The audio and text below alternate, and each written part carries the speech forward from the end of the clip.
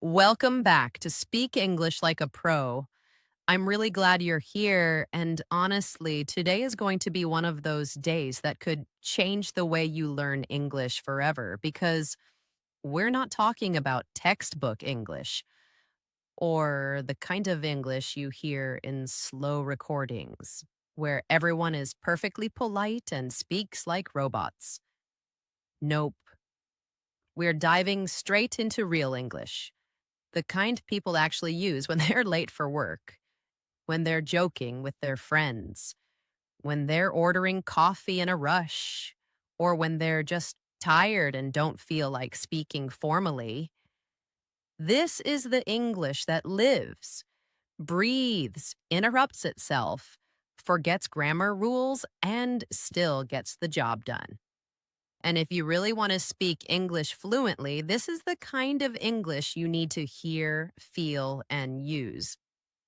So let's just chill for a second. Imagine this. You're walking down the street and you bump into an old friend. You don't say, "Hello, how are you today? I hope you are doing well." You say, "Hey, long time no see. What's up?" That's real. That's natural. And honestly, that's how most native speakers sound. The more you hear this kind of English, the more you'll start to feel like it's part of you. It becomes normal. You stop translating in your head. You stop overthinking. You just speak. And that's what we're going to do here. I'm going to talk to you just like I would talk to my friend. No pressure, no fancy grammar, no big words unless we really need them. And whenever we use something cool or useful, like a phrasal verb or a phrase that people say all the time, I'll explain it right there in the middle of the chat, just like I would if we were having coffee together. Because I don't want you to just understand English. I want you to feel it. I want you to own it. Let's start with something simple. Imagine you're meeting someone for the first time. In a textbook, they'll tell you to say, "Hello, my name is Sarah. It's nice to meet you." And sure, that's correct. But do people really talk like that? Sometimes, yeah, especially in formal situations. But more often, it sounds like this: "Hey, I'm Sarah. Nice to meet you." Or even just, "Hey, I'm Sarah." That's it. Short, easy, friendly. And you know what? That's enough. Because in real conversations, people care more about how you say something than what you say. And the way people really talk, it's fast, it's relaxed, it's full of contractions, shortcuts, filler words, and body language. They say things like, "I don't know," instead of "I don't know." They say gonna instead of going to. They say lemme instead of let me. And that's not lazy, that's just natural. If you listen closely to native speakers, you'll hear it all the time. And once you get used to it, it becomes easy. You'll start saying those things too. Not because you're trying to, but because they just feel right. Let's talk about something fun. Imagine you're hanging out with a group of friends and someone says, "Yo, you down for pizza tonight?" What does that mean? It means, "Do you want to eat pizza tonight?" But nobody's going to say that in real life unless they're trying to be formal or clear. Instead, they'll say, "You down?" or "Want to grab pizza?" or even just "pizza" with a look. And everyone knows what it means because in real conversations, it's not just about the words. It's about the vibe. It's about the context. It's about reading the room. And speaking of that, reading the room, that's that's another real English expression. It means to understand what's going on in a social situation. Like if you walk into a room and everyone's quiet and serious, you probably shouldn't start telling jokes or yelling, "What's up, party people?" That would be bad. That would mean you didn't read the room. Real English is full of these little phrases that carry big meaning. And once you start noticing them, you'll realize how powerful they are. They help you fit in, they help you connect, they help you sound natural. Let's do this together. I want you to repeat after me, out loud if you can. Don't worry about pronunciation. Don't worry about being perfect. Just speak. Ready? Say this. Hey, what's up? Now try. Want to grab something to eat? Good. How about, I'm not sure. Let me think. Did you feel that? That's real English. That's how people talk every single day. And you're doing it too. Let me tell you a quick story. A student once told me, I've been learning English for 10 years, but when I went to New York, I couldn't understand anything. And I totally get that because she had studied all the grammar, passed all the exams, and still felt lost. Why? Because she learned school English, not real English. She learned how to write an essay, but not how to order a sandwich. She knew what how do you do meant, but nobody ever said that. Instead, people said, hey, how's it going? Or sup? Or you good? And that threw her off. So I told her, forget the rules for a minute. Just listen. Listen to how people actually talk, copy them, shadow them, talk like them.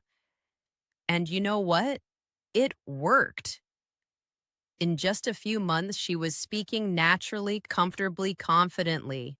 That's what I want for you. I don't want you to memorize. I want you to feel. I don't want you to speak like a robot. I want you to speak like a person, a real person.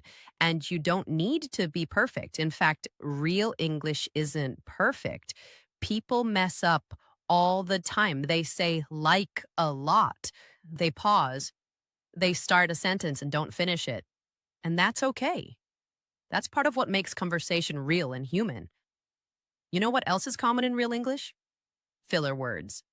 People say, like, you know, I mean, well, so, basically, and literally all the time. And yeah, sometimes it's annoying, but it's real. Like, I might say, so, like, I was walking to the store and I saw this, like, huge dog, and I was literally freaking out. That's a pretty normal way to tell a story. Is it clean? Number, is it correct? Maybe not, but does it sound natural? Absolutely. So here's the thing. In real life, people don't always speak in full sentences. In fact, half the time, they barely finish a sentence at all. Let's say someone asks, you coming to the party tonight? And you're not sure yet. You probably won't say, I am not sure whether I will be able to attend the party.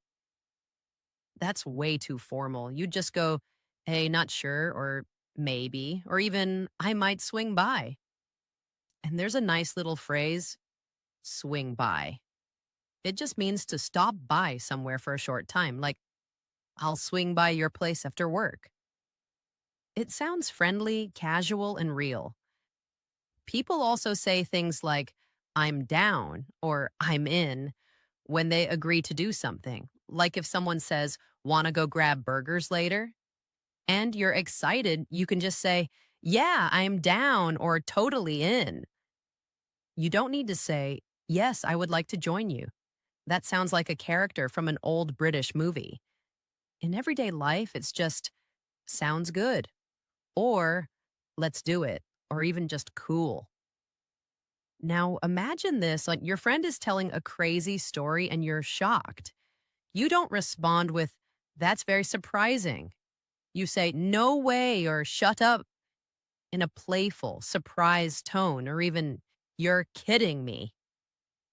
These are emotional reactions, and that's a huge part of real English. Reactions.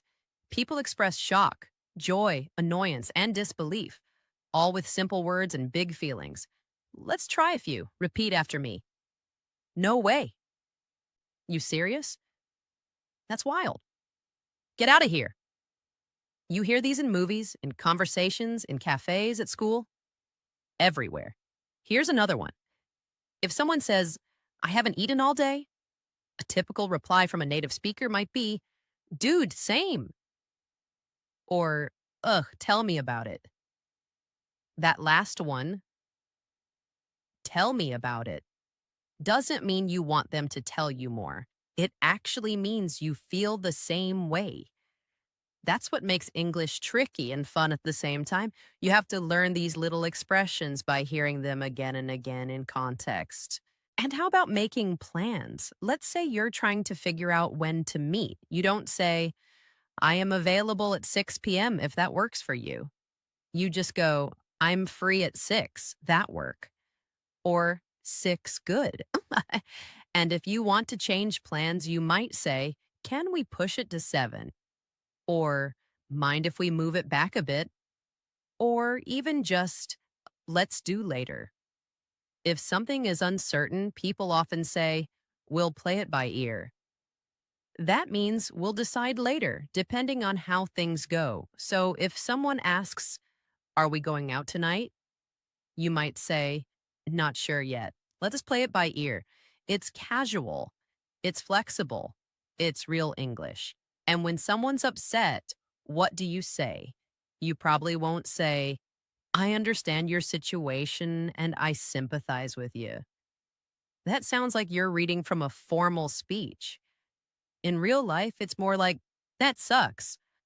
Or, man, I'm sorry. Oh, that's rough. Or even just, ugh, that's the worst. Sometimes you don't need long words, you just need to show you care. Okay, let's shift gears. Imagine you're at work. Your boss says, can you get that report to me by 5? And instead of saying, yes, I will make sure to submit it on time, you might just say, yeah, I got you, or will do, or even just on it. These are quick, confident replies that show you understand and you're taking action. People at work also say things like, let's circle back on this, or I'll loop you in. And if something is too much to deal with, they might say, this is a lot, or I'm swamped. These are real phrases that native speakers use every single day. Let's try some now. Repeat after me. On it. I got you. I'm swamped today. Let's touch base later. You're not just learning English, you're learning how people live through English.